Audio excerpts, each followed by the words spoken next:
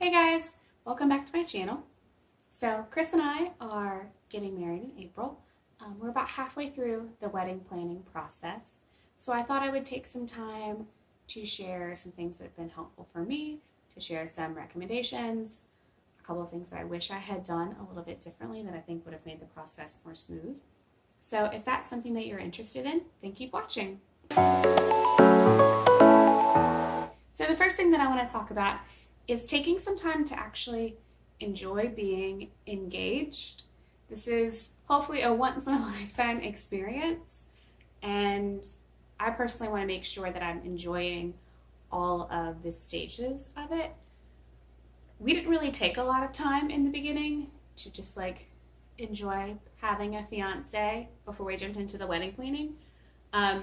Literally hours after I had a ring, we also had a date, and I had two venues that I thought we could go for. I would recommend maybe taking a week or two. I had already kind of been thinking about a date, and since we're both teachers, it just made sense to have the wedding kind of around our spring breaks because we would have some time off built in. So we had some restrictions on when the date could be, and I knew that I didn't want to miss out on getting any really good vendors and things like that. So I felt kind of pressured to jump right into the planning. But if it's possible, if it works with your timeline, I would take a couple of weeks, a month to just enjoy having a fiance before you jump into the nitty gritty planning. And obviously when we did jump into the planning, the first thing we did was pick our date, and then we picked vendors that could support that date. I know a lot of people do it the other way around. They'll pick a vendor that they love, or they find a venue or a photographer that they just have to have, and then they'll pick a date that works for that vendor. That wasn't going to work for us. I knew that our wedding had to be around our spring breaks, and so that kind of helped narrow down the selection process, which was, I think, was beneficial. We still wound up with amazing vendors, but I didn't have everyone to pick from. There were a lot of people that were already booked. But the 6-month timeline is definitely doable. We've made it work. My biggest recommendation with planning a wedding would be to prioritize what's important to you both. So what we actually did was, during the first month of wedding planning, before any really big decisions were made, I had this big long checklist of all of the possible things that you could have or do at a wedding. And Chris went through first and marked things that he cared a lot about, that he really wanted. He marked things that he didn't really care about, like they could be there or they could not. It was not important to him. And then he marked things that he really didn't want to do at all. And then I went through and did the same. And so that gave us a list of things that we could both see. I knew what was important to him. He knew what was important to me. And it also showed us a list of things that we could just skip altogether. Like if having a band is not important to you, don't have one. If having late night snacks aren't gonna make or break your night, don't do it. It's not a big deal. You don't have to do it just because Pinterest has it. The next thing that we did was create a budget. And that was really important to both of us, was sticking to a budget. Money is real, and I don't have a money tree in my backyard. So we wanted to make sure that we weren't going into debt over this wedding, and that we still had money left at the end to actually live our lives together. So we talked to all of the groups that were going to be contributing to the wedding and found out what they were comfortable contributing. And then we talked ourselves to figure out what we could afford to add to those contributions. And so that kind of gave us our budget for the wedding, and we know that we don't want to go over that. So all of the decisions we've been making have been sticking to that budget. It can be really daunting at first to see the cost of everything associated with the wedding. But having a budget has really helped kind of draw a line of no, that doesn't fit in our budget, so we can't do that. We're going to have to find a different vendor or cut that out altogether if it's not that important to us. And I would also say, when you're talking with your fiance about how much you guys are comfortable spending, remember that you need money after the wedding too. You're going to be paying for a honeymoon probably, and you're going to have moving expenses if you're moving in together. And so you don't want to spend all of your money on this day and then have nothing afterwards. Be smart about it. The thing that I wish I had done immediately after making a budget and before actually booking any vendors was to make a separate wedding email once I started watching all of these wedding videos and doing some wedding research, I saw that that was a thing. I hadn't even thought about it before. I just used like my personal email address. But it would have made the process a little bit easier in the beginning, especially when I was contacting all of these different vendors, because I had to filter through my Bath and Body Works coupons and Kohl's coupons and emails from like people that I knew, and make sure that I didn't miss emails from vendors. If I'd had just a separate wedding email, it would have gone to my phone. I would have seen like, oh, it's coming from that one. It's probably a vendor talking about availability, or it's my photographer asking for the contract to be signed. I didn't do that. It's fine. It's not the end of the world, but I do have to be really diligent about checking my personal email and making sure that I'm scrolling all the way through and I'm not missing anything. The next thing that I did was actually set myself due dates to get everything done. 6 months, again, not a lot of time to plan a wedding. It's enough. Don't get me wrong. It'll happen. And so I just wanted to make sure that I didn't miss anything, that everything that needed to get done got done in a timely manner. And so I went through and I just Googled a bunch of like planning a wedding in 6 month checklists, and like in the first month do this, the second month do this. And I looked at all of them and kind of came up with an average of when things needed to be done. And then I actually just bought like a planner that's just for the wedding. I only put wedding things in here. But I like went through and for every month wrote deadlines. Like, this needs to happen this month. I need to have my registry finalized by the end of November. And in December, I need to start picking out a cake and figuring out what my bridesmaids are going to wear. So that each month I could kind of figure out, like, set actual due dates. Like, I need to have invites ordered by January 18th or something like that. So that I knew I was staying on track. And that I wasn't going to get to February and be like, oh, I don't have invitations. I don't have a photographer or a caterer or something like that that was really important. And that's really been beneficial in keeping me accountable and keeping me on track. I'm someone who's a master at procrastinating. I will wait until literally the last minute to do everything.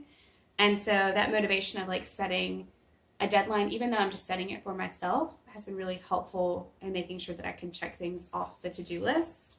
And then once you set your timeline, start with the first thing. Like, it's probably a really important thing, so it's really daunting to try to figure out. We started with our venue first, because that was if we didn't have a venue, we didn't have an event. We couldn't get married nowhere. And it was really daunting because I live in a town where there are tons of wedding venues, and some of them are really expensive, but they're beautiful. And so it was hard to kind of narrow it down into the ones that fit our budget, the ones that fit kind of the style that we were going for in the wedding, and that felt like us. You know, we're not really rustic farm people, but I'm also not super glam. I don't need diamonds hanging from the ceiling. So finding something that was a little more casual, a little bit more us, was part of the challenge in like weeding through all of the options. I just made a list of all of the options that I had. I just would go onto Google and Pinterest, and I think I even used Instagram for this, just Googling like wedding venues and my city. And so I came up with a list of all of the venues, and then I would see what were the amenities for each venue and write that down, and then what was the cost and write that down, and just kept it all together in this notebook, actually right here, so that I could have all of the information in one place. I didn't have to like try to find all of these different sheets of paper, these different sticky notes that I'd written things down on. And then I just went through the list and started emailing them and like trying to set up times to go see them. And one of the things that I noticed that it's kind of baffling to me, a lot of vendors don't want to give you a price before you come, like especially venues, don't want to give you a price before you come and look at them. I guess they like want you to fall in love and decide that money is not an object and you're going to pay whatever you need to pay. But that doesn't work for me. I'm a bride on a budget.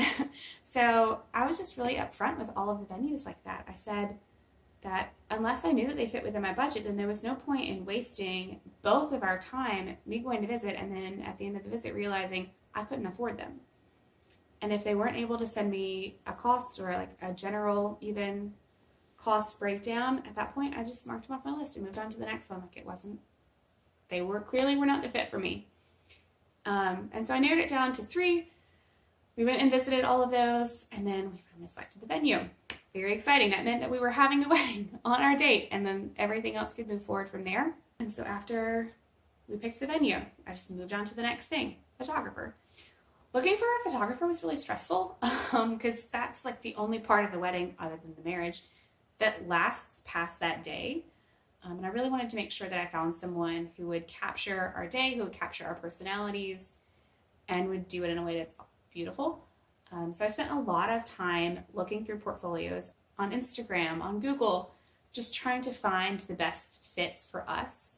And then I narrowed it down again to like 3 different options based on price, what their packages included, and things like that. And then I actually went and met with all 3 photographers, which I think is really important. The photographer is someone that you're going to have to deal with if you do bridals, you're going to have to deal with them that day. Engagement photos, you're going to have to deal with even the entire day of the wedding. And I feel like it makes it a lot easier if you get along with that person and like if your personalities work well together. If you're really laid back, you're probably not going to want someone who is type A, has everything planned out, and like sticks to the timeline that they set 3 months ago. Like you might want someone who's a little more go with the flow. For Chris and I, we really wanted someone who is, again, somewhere in the middle. We're pretty go with the flow, but there are certain things that I want to make sure happens. And so we found a photographer who has this really cool style. He does a lot of like candid photos, but he gets those like family portraits that for me are traditional to have at a wedding. And so he just was a really good match for us. One of my biggest tips is to have a place to keep all of your stuff. For me, that's this notebook and this planner. I know for a lot of people, they use a binder and they just have different tabs for everything. There's a tab for the caterer, and you can put your contract in there. You can put the menu, what you're having, like everything that you've decided can go in that binder. For me, I'm a list maker. I'm going to write tons of lists down. I wrote a list of everything that I want to say in today's video. And so I needed somewhere to keep all of those lists, again, so I'm not losing all of the random sticky notes that I've written stuff on. And so that's where this notebook comes in really handy. I would just go through and I would make just tons of lists, like information about this venue. What do I need to remember when I go visit them?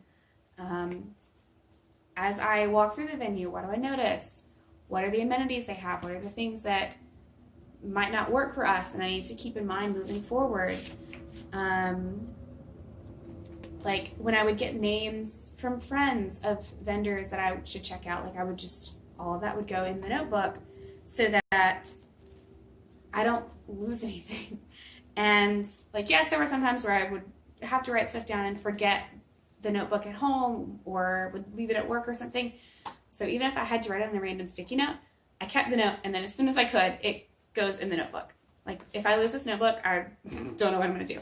But yeah, like some phone numbers on here, but literally everything is in this notebook. I have all of my vendors written down. I have the price breakdown of everything that I've already booked so that there aren't any surprises. I don't forget that I've booked something. Like that would be me. I'd forget that I like have catering already booked and then try to like scramble to get a caterer.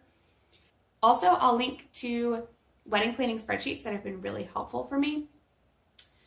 In the beginning, before I was actually engaged, I was kind of playing around with both of them. I wound up going with the Google Sheets one, but there's another one that's like an exhaustive, everything you would need to do to plan a wedding. And so that can be really helpful too. I'll link both of them below in case you're interested in them. But Google Sheets actually has a wedding planner spreadsheet, which has been helpful for things like guest list, toying with the idea of doing seating arrangements, to be determined. Not sure if it's really that important to me, but it gives me another place to just keep all the stuff. And the spreadsheet's really helpful because I can share that. Like I've shared this spreadsheet with my mom. So whenever she would think of guests that we need to add, she could just do that. She doesn't have to go through me to handle it. It's just there. Everyone can access it. Everyone can see who's been invited, who's already RSVP'd, who we don't think is going to come, and things like that. It's been really helpful. So I would definitely recommend, even if you don't do like a whole wedding planning spreadsheet, at least do like a guest list spreadsheet that you can share in Google Docs. It's made things way easier. And then I kind of want to touch on Pinterest because we all do it. Pinterest is out there. It has all of these amazing ideas. They have beautiful weddings on there. Some of them are real weddings. Some of them are like the styled shoots that I could never replicate in my life. But all of the options also kind of become overwhelming. And I'm the kind of person that has been kind of planning and thinking about this day for a really long time. Since before I met Chris, I've been pinning things to my wedding pin board. So a lot of the ideas in there didn't really align with who we are today, didn't really align with our vision for the wedding. And so one of the things that I did pretty early on was to go through this massive, like hundreds of pins board that I've got and start to cull things. I actually created an entirely new board that's like my real wedding instead of the dream wedding. And the only things that make it into the real wedding pin board are things that actually work with the vibe that we're going for. So there was a phase where I was like, I really want a late fall wedding, and I have all these like really rich dark colors. That's not going to work for my April wedding now. So only things that are actually realistic, that actually go with the color palette that we've chosen and that actually go with the space that we've chosen, are making it into this new board. And that's actually been really helpful. I know a lot of people say to take a step back from Pinterest when you are wedding planning, and I can see the benefits of that. But having this board in particular has been really helpful. As I choose bridesmaids dresses, I can reference back to the board and see, does this color, does this style go with the vibe of the inspiration board? If not, I need to pick a different dress, because this is what my wedding's going to look like over here on this board. It's happening. And so that's been helpful, so that the idea of what we're doing doesn't kind of shift in my head as I like plan new things. I'm keeping kind of true to that original vibe that we decided that we wanted. And all of those things have made the process a lot easier. Get yourself a calendar, get yourself a notebook or a binder, or if you're super techie, far more techie than me, do a spreadsheet, do something like that to keep yourself organized and kind of streamline the things that are important to you. That prioritization was really key for us, because we don't have enough money. We don't even want to spend the amount of money on this wedding to do all of the things that it's possible to do. I think just figuring out what works for you, for your fiance, financially, emotionally, what vibe you're going for, kind of narrowing that down into the things that are realistic for you, in addition to finding some good organizational sources. Whatever works for you, find it, use it. If something's not working, change it out. Those would be my biggest keys with planning a wedding. If you guys have any specific questions about aspects of the wedding process, or how we narrow down the vendors, or anything like that, then feel free to ask. I can always make another video about that. I'll probably make another video as we get closer to the wedding about how we nail down those specific details and how we're going to make everything come together on the day of. I don't have a wedding planner. It's just me. There's not a day of coordinator. It's just me, my family, the girls. So I'll make a video closer to the date about that information as well. But anything else that you guys have questions about, please ask. I would love to know what you need, or what would be most helpful for you guys in the wedding planning process. Thanks for watching. If you haven't subscribed already, please do that. Give this video a like, and I'll see you guys next time.